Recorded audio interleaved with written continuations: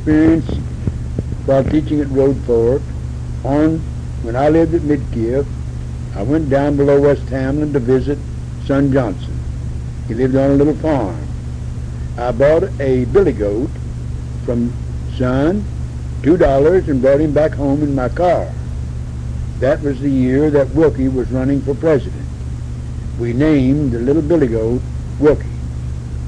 He would follow my kids to Spurlock's store right down the railroad track and come back with him, just like a dog. Sometimes coming home, the engineers would see us walking up the track, Wilkie right between the rails, and they'd begin to blow their whistle. Wilkie would take off running. He could cross the trestle there below Granny Sights.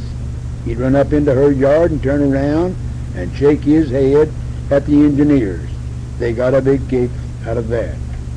On one occasion, Cliff Allen and I were over the bank pulling some corn for my cow. He backed off about 10 feet while me not looking, and he took a runny go and hit Cliff in the belly. I grabbed him by the horns and threw him about 10 feet. Wilkie was some goat.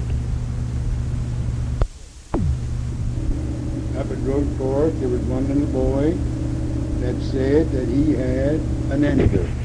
And when he found out that I had a billy goat, his daddy said he'd like to buy him to breed and raise some baby goats.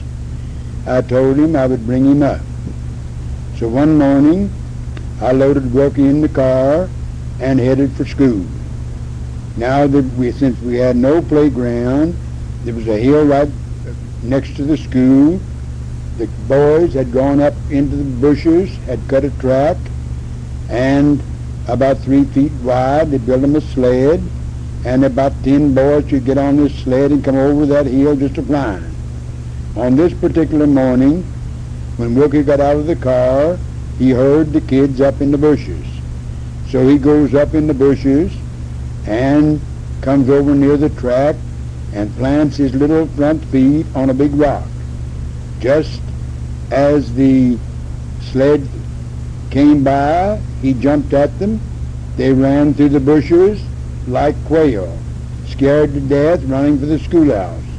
They ran in, jumped up and got on top of their desk and began screaming. Wilkie came in the door, and he would walk up to their desk and give it a butt or two. I finally calmed him down. I let the little boy take Wilkie with him home that evening. When a few days after that, I asked the little boy, I said, well, how is Wilkie and his new girlfriend getting along? He said, you know what, Mr. Cummings? Daddy said he doesn't know what happened to Wilkie. He hasn't seen Wilkie for 4 or 5 days, and he kindly believes that Wilkie is dead or has gone off. Well, to be honest with you, I think they killed him and ate him. There is an organization in New York. It's called Save the Children Fund, SCF. Any school that would make application, then it could only be one school in the county that was economically poor, could get help in the way of clothing, books for that school. I made application for the Road Fork School. Our school was accepted. They sent every child in my room.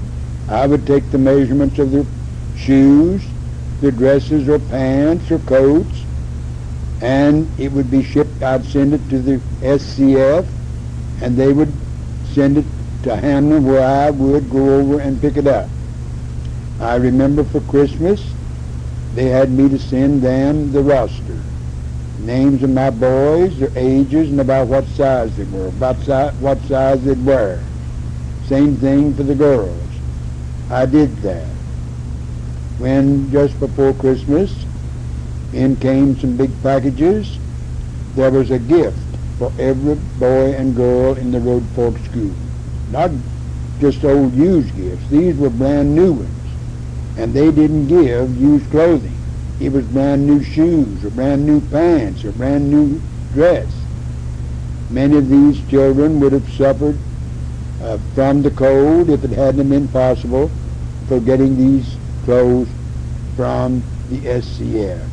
Well, I got great happiness out of doing something for those kids. There was one family in particular that I noticed every day. They would go back to the corner of the room and they would be eating with a spoon out of a 4-pound lard bucket. I usually took a pretty good lunch from home, but on this day, nosy-like, I eased back, not letting them know what I was doing, and I noticed that they were eating buttermilk and cornbread, crumbled up in the milk. And then each one of them had a cold sweet potato. Now that was his lunch. So now this whole family, 3 girls and 1 boy, their little arms were no bigger than broomsticks. You could see why. Malnourished. I felt so sorry for them. But there weren't very many well-to-do families on Road Fork when I taught school there. Sometimes I was my own janitor. I had to clean the school. Some of the kids would help me. I had to build the fire. We burned coal. The Road Fork School sat right beside of the road. Big cracks in the wall. We had a big pot-bellied stove right in the center of the room. In the wintertime, sometimes that stove would get red hot. The kids would get around it, and I would too during those cold days, because the cold wind would just whistle through the cracks. Now with a pot-bellied stove, when you stand up close and it's real hot, you burn up.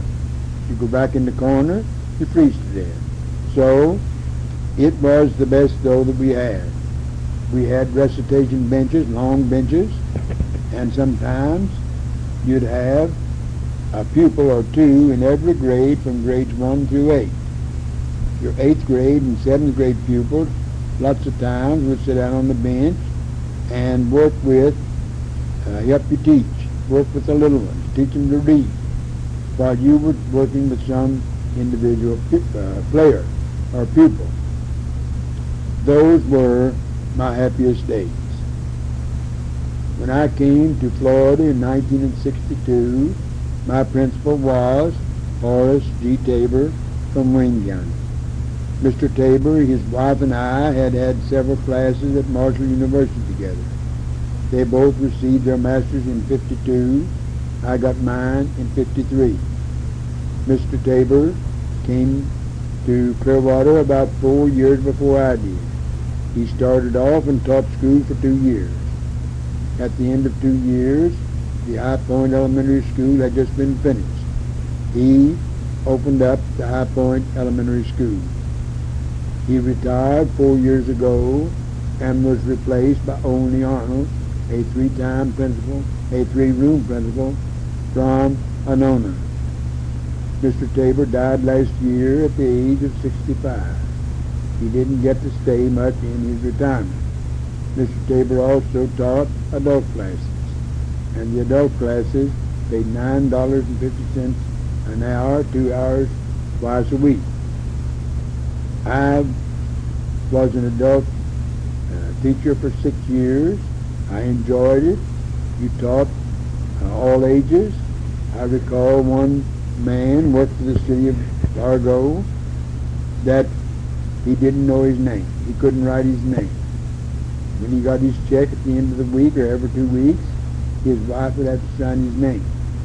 She would have to go with him to the store and pick out the different foods or what they was going to buy. He said, Mr. Cummings, he says, I can read big road signs like stop, go, probably by seeing the lights. But I worked with Mr. Johnson for about 6 months. One night, he came to me and said, Mr. Cummings, this is the happiest day of my life. I said, what do you mean? He says, I can write my name. Now I don't need to take my wife along to sign my check when I get my check. So I had the end of his line soaked real good, because I wanted him to show him up, and which he did. Now, I'm going to have to wait just a minute. Let's see if you see anything else. When I was in high school, Toby set up a little charge account, $1 a day, at Palmer Steffi's drugstore. That was the first drugstore ever in Hamlin. Mr. Steffi came to Lincoln County from Wayne County. Toby tried to do everything she could to help our family out. I remember she bought the first radio for Dad. It was in Atwater, Kent. In my early days, there were not any strict laws in West Virginia about raising or keeping ferrets, F-E-R-R-E-T-S. Henry had one called Billy. I can recall on one Sunday morning after a light snow, I went with Henry and we took Billy with us in the sack. We would be walking along and see the tracks of a rabbit. We might track that rabbit to his den. If we did, and Henry thought there was a rabbit in there, he would take Wilkie, get him a big sack, and hold it over the hole, and he'd turn Wilkie loose in the den. Wilkie would start walking back, and if there was a rabbit in there, and he saw those big flashy golden eyes of Wilkie, he'd run over top of him trying to get away. Naturally, when he came to the mouth of the den, he would jump into the sack. In a short time, Wilkie would come out. We'd catch him and put him in his bag again. Now, it never happened to me, but some of the hunters said it did to them. Sometimes their recorder would have gum on it or something like Paul Smith's. I think that's what's wrong with his that causes those poor tapes.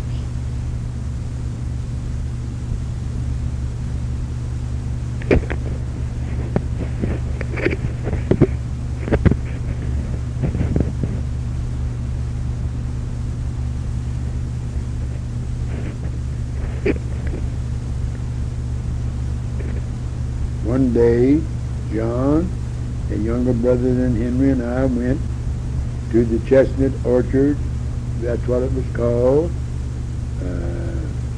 up above Hamlin. There must have been 75 to 100 chestnut trees. This year, chestnuts were just bearing. We took our bag, we picked up chestnuts. Some of them we had to take them out of the burr, loaded our bag with chestnuts, and went home. That bag of chestnuts probably would cost you $6 if you had it now. But they were big chestnuts, and we enjoyed having them.